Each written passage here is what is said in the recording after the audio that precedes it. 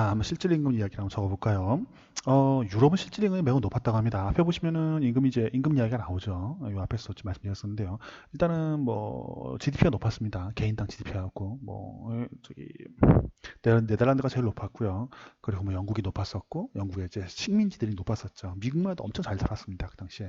나머지 유럽은 좀 많이 못 살았습니다. 그리고 영국 사람들이 옛날에 뭐 프랑스 가서 찍은 거 보면은 비행기 저는 거 보면은 거지 떼거리가 막 이렇게 적은 것도 있었는데요. 일단 유럽은 아시아보다는 실질 임금이 높았습니다. 이거에 대해서 많은 이야기가 있습니다. 이거는 그 당시에 그 뭐랄까요 흑사병 이런 게 돌아가지고 인구가 줄어들다 보니까 그 당시 얘기를 멜서스 트랩이라고 하죠. 인구가 많아지면은 식량 생산량은 똑같고 인구 많아지면은 이제 사람당 인당 먹을 식량이 적어지니까 매우 가난해지고 다시 또 사람이 죽으면은 식량 생산량은 똑같고 인구는 줄었으니까 좀 부자가 되고 뭐 이런 식이었다고 설명을 하는데요. 유럽 같은 경우에는 이 당시에 인구가 좀 많이 좀 덜 늘었습니다. 아시아보다. 왜냐하면 아시아는 매우 안정적으로 꾸준한 식량을 생산해주는 쌀이 있었고요. 유럽은 좀 밀을 키우긴 했는데 그만큼 좀 쌀의 생산량을 못 따라갔었는가 봅니다. 그래갖고 이제 아시아는 인구가 너무 많아가지고 가난했습니다. 사람이 많으니까. 근데 유럽은 좀 많이 좀 지저분했다고 얘기들 하죠. 제가 그렇게 들었었는데, 그래갖고 좀 인구가 적었고 비교적 그래서 조금 더 부유했다 정도로 볼 수 있을 것 같습니다. 그리고 뭐 그런 얘기도 들죠. 정말인지 잘 모르겠습니다. 뭐 향수 같은 것도 냄새 안 씻어가지고 냄새 때문에 그랬다라는 얘기도 있고 하이힐도 이제 오물 같은 걸 길바닥에 많이 버렸기 때문에 그걸 피하기 위해서 만든 거다. 뭐 이런 얘기도 있는데 일단 실질 임금이 꽤 높았습니다. 이제 그것보다는 제 생각에는 이제 대항해 시대가 열리고 이제 무역을 많이 하다 보니까 이것도 북해에서 물고기도 많이 잡고 이제 그러니 실질 임금이 높았던 것이 아닌가. 실질 임금은 어떻게 측정하냐면 최소 생계비라고 하죠. 어떤 걸로 먹고 살 그 식량을 구하는데 얼마나 이제 일을 해야 될까, 받은 임금으로 얼마나 식량을 구할 수 있는가 갖고 보통 이제 계산들을 많이 하십니다.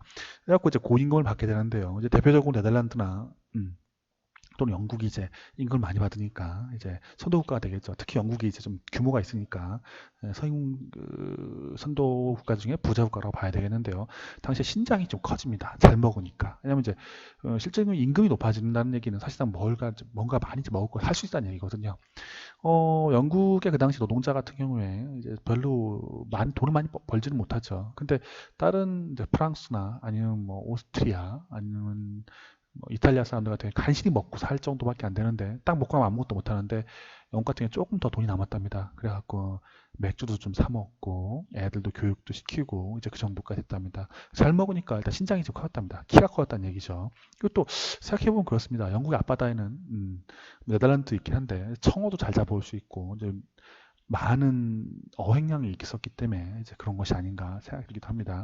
그리고 잘 먹으니까 건강 상태도 좋아집니다. 못 먹으면 건강 상태가 안 좋아지죠. 일단 잘 먹어야 됩니다. 잘 먹으면 키도 크고 건강 상태도 좋아지고 때깔이 좋다고 얘기하잖아요. 그리고 이렇게 하다 보면은 돈이 많아지니까 자녀 교육도 많이 하게 됩니다. 그러니까 뭐 자녀 교육 또는 자녀의 숫자는 어차피 이제 자금에 영향을 받죠. 자금, 또 소득, 아니면 이제 식량 상태에 영향을 받습니다.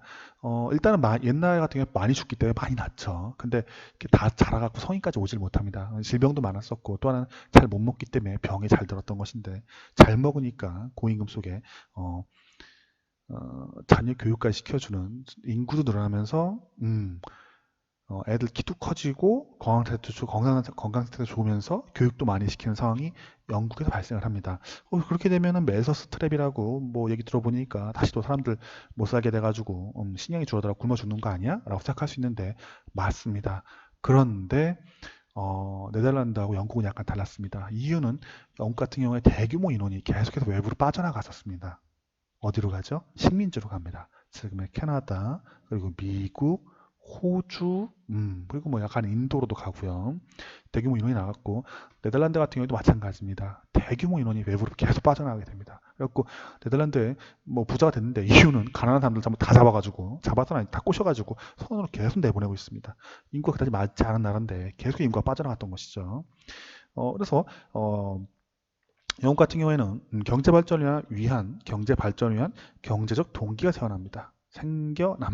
왜냐하면 이제 생산성을 높이기 위한 기계 개발에 대해서 관심을 갖게 됩니다. 이유는 다른 나라 같은 경우에 임금이 싸기 때문에 뭐 대충 일 시키면 되지 쟤들한테 하면 되는데 여기는 사람이 외부로 많이 빠져나가고 먹고 살만 하니까 임금이 올라가고 교육도 받고 하다 보니 임금이 비싸집니다. 비싸니까 뭔가 제대로 좀 대체하고 싶은 오늘 그런 말씀하시죠. 임금이 비싸져 갖고 뭐 사업 못 하신다고 맞습니다. 사업 못 한다고 포기하고 있으면 안 되겠죠. 어떻게 됩니까?